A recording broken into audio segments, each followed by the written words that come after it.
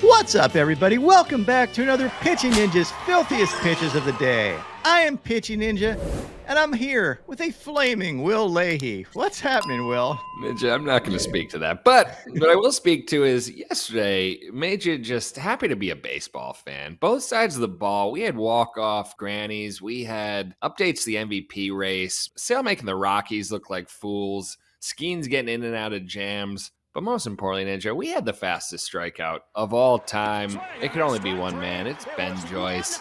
You must have been on the edge of your seat for this one, Ninja. What'd you think of Ben Joyce getting the hottest K ever?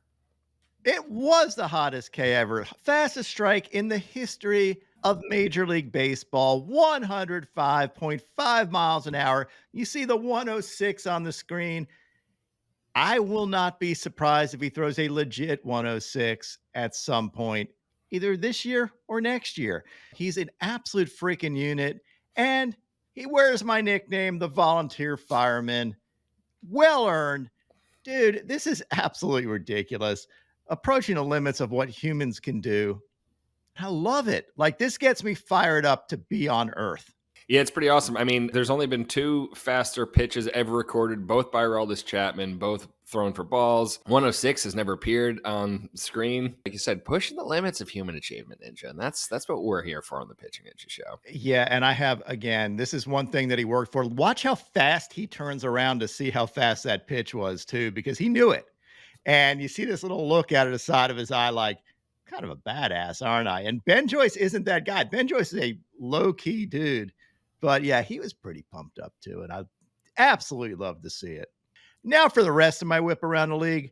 Cade Povich had 10 strikeouts in 7 1/3 scoreless innings, giving only 5 hits, as the Orioles blanked the Sox. That's who, Ninja. Pretty much. Yeah, the Brown Sox. 9-0 was the score of this game, Will, which, coincidentally, if the White Sox would have forfeited before the game, you know what the score would have been? Is that how that works? 9-0. That is the official score of a forfeit. They might as well forfeit the rest of the season. Are they going to do better than 9-0 in any of these games? Probably not. Povich had these fastballs. He got this one that was kind of a gift strike, as well as these changeups and curveballs. And his curveballs impressed Corbin Burns. Look at Burns in the dugout like a proud papa. He faced Nick Nastrini, who had 2 Ks in 1 2/3 innings, giving up 7 runs, 4 of them earned. He had this curveball. Blah, blah, blah. The Nats beat the Marlins 6-2. Patrick Corbin was good Patrick Corbin yesterday with 8 Ks and 5 2/3 innings, giving up 2 runs. And this fastball that was low, definitely not a strike, but was called it, and we'll take anything we can get when Patrick Corbin's on the bump. He also had this painted 2-seamer and these sliders, picked up a White Castle special, a ton of swords. Good outing from Patrick Corbin. He faced Max Meyer, who had 5 Ks and 5 2/3 innings, giving up 5 runs. Had his fastball and sliders. The Rays stung the Twins yesterday 2-1. Jeffrey Springs had 4 Ks and 6 innings, giving up 1 run on 4 hits. His fastball and changeups. Faced David Festa, who was solid yesterday with 7 Ks and 5 innings, giving up 2 runs. He had this elevated fastball for a sword, these sliders and changeups. The Phillies ran past the Blue Jays 10-9 yesterday. Chris Bassett was solid with 7 Ks and 5 1/3 innings, giving up 3 earned runs. He had this nasty 2-seamer, this cutter above the zone that was called the strike, and these sweepers. He faced Tyler Phillips, which, although the Phillies won, I'm not going to give him any highlights. He wasn't good. We're going to skip him. But you know who we will give some highlights to? And that's Kyle Schwarber, because this was the Schwarber game. He had 5 hits, 6 RBIs, more importantly, 3 dongs, including the game-winning dong in the 9th inning. Schwarber is good for these games every once in a while, but just completely took over and won them the game after being down 6-1. The Australian Beach Babe, Tanner Bybee, had 6 Ks and 6 innings, giving up 1 run on 2 hits as the Guardians beat the Royals 7-4. He had these heaters up to 97 miles an hour in this front door changeup. He faced Brady Singer, who had 3 Ks and 5 2/3 innings, giving up 2 runs. He had this painted front door 2-seamer and this 2-seamer for a sword.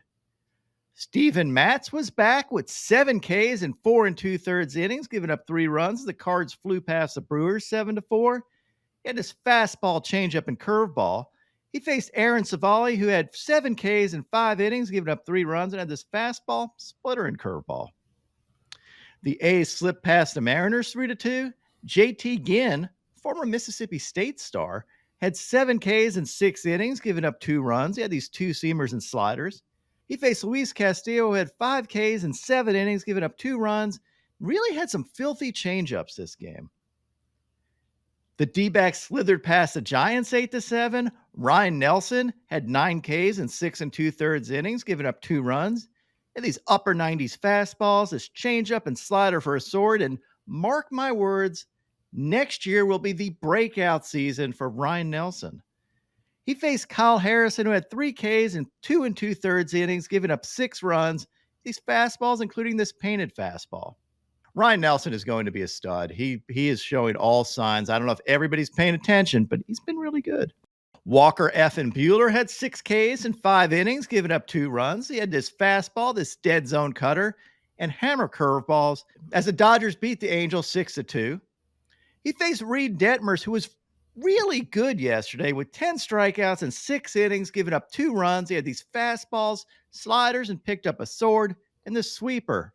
Welcome back, Reed Detmers. Andrew Heaney had 8 Ks in 5 scoreless innings, giving up 3 hits. He had these sliders, picked up a sword, and these changeups as the Rangers shot down the Yankees 7-4. But it was not Carlos Rodon's fault, because Carlos Rodon was outstanding with 11 strikeouts in 6 innings, giving up only 1 hit and 1 run. And that 1 hit was what, Will? A home run. It was a home run, so it doesn't count. It was basically a no-hitter shutout for Carlos Rodon. And these fastballs, including this painted fastball and these sliders, and picked up a sword. Rodon with an outstanding outing. It was actually on the back of the dong of the day, and it goes to Wyatt Langford because he spanks a walk-off grand slam against the Yanks. First one ever for a rookie, apparently. Just an epic bash here, Ninja. Speaking of rookies, potential rookie of the year, Paul Skenes had 6 Ks in 5 scoreless innings, giving up only 4 hits as the Pirates shut out the Cubs 5-0. Where does this put Paul Skenes in the rookie of the year odds? Wow. Ninja, surprisingly, Merrill is a prohibitive favorite. He's at minus 900 and Skenes at plus 700. Paul Skenes should be rookie of the year. Seems like some value right there, Ninja. I might have to throw some shekels on that. Paul Skenes has a 2.13 ERA and has been outstanding. Paul Skenes dominated yesterday with this painted 99-mile-an-hour fastball, but really this game was all about his changeups. Check this out. Paul Skenes came into this game throwing about 3% changeups this year. His rarest pitch that he throws. And you know what he did? You know what he did, Will? He threw some changeups. He threw some changeups. He got 10 whiffs on 11 changeups yesterday for a 91% whiff rate.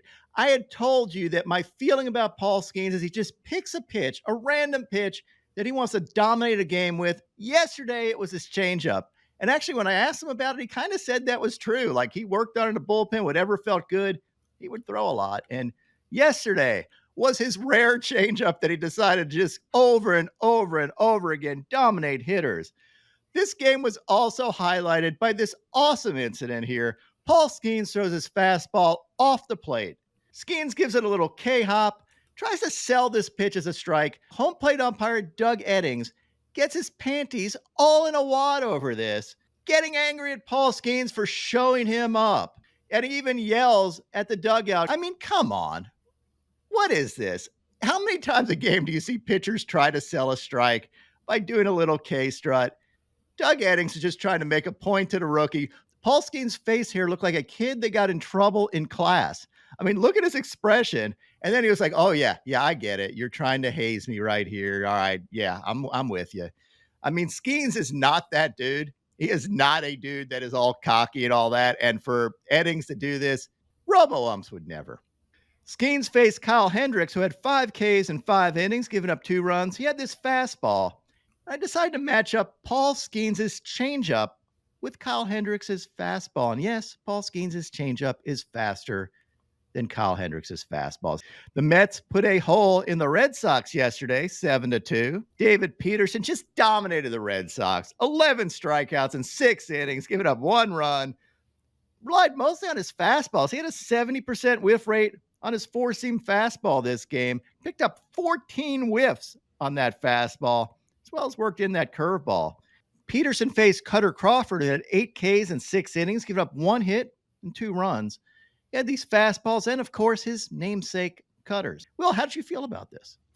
Ninja, I'm at a weird crossroads because the Red Sox are by far my number 1 team, but my number 2 team, my National League team, are the Mets, and it's looking like the Red Sox are pretty close to being completely out of contention, whereas the Mets are putting together something special. So at this point, I'm pretty close to just rooting for the Mets in this series. The Braves blanked the Rockies yesterday, 3-0. Chris Sale had 9 strikeouts in 7 scoreless innings. He had these fastballs up to 97 miles an hour. These sliders, including this painted slider, picked up his 200th K of the season this game. And in fact, he is now in the lead in all of the Major League pitching Triple Crown categories. Remember we talked about Tarek Skubal being in front of all of those categories? Well, now guess what, Will? It is Chris Sale who is in front in all those categories, tied for wins, in the Major League lead for strikeouts by 5, and has a 2.46 ERA this year. God bless Chris Sale. He faced Kyle Freeland, who had 5 Ks in 5 innings, giving up 1 earned run. He had this painted fastball and this knuckle curve. Now onto my filthiest relievers. Hogan Harris had this changeup for a strike him out, throw him out double play, and this curveball. Devin Williams had these wicked airbenders and picked up a sword. Raisel Iglesias had this game-ending fastball. He has been so good. Justin Martinez had this slider, 101-mile-an-hour sinker, and wicked splitter. Matthew Liberatore had this curveball, and Edwin Uceda had this wicked changeup. My top 5 filthiest pitches of the day yesterday. At number 5, we have Ryan Helsley for these 100-mile-an-hour and 101-mile-an-hour heaters, and also picking up a White Castle special. And I overlaid his 101-mile-an-hour fastball with his slider, and you can see what makes that combination impossible. At number 4, give it to Carlos Rodon and his sliders. At number 3, Chris Sale, the man, and all of his stuff. At number 2, Paul Skenes and his rare but impossible to hit changeups. And at number 1, who else? Who else could it be? It is Ben Joyce for his 106-mile-an-hour fastball. We're going to round up here. Let's give him the 106, the fastest strike in Major League Baseball history.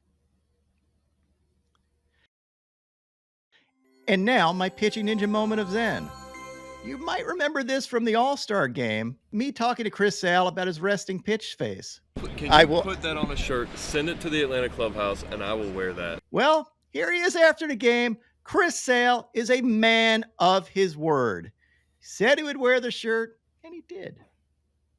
My picks of the day today, I'm going to start out with Spencer Arrighetti for 6 Ks or more, then take Zach Gallen for 6 Ks or more, and top it off with Charlie Morton for 7 Ks or more. What would your picks of the day be?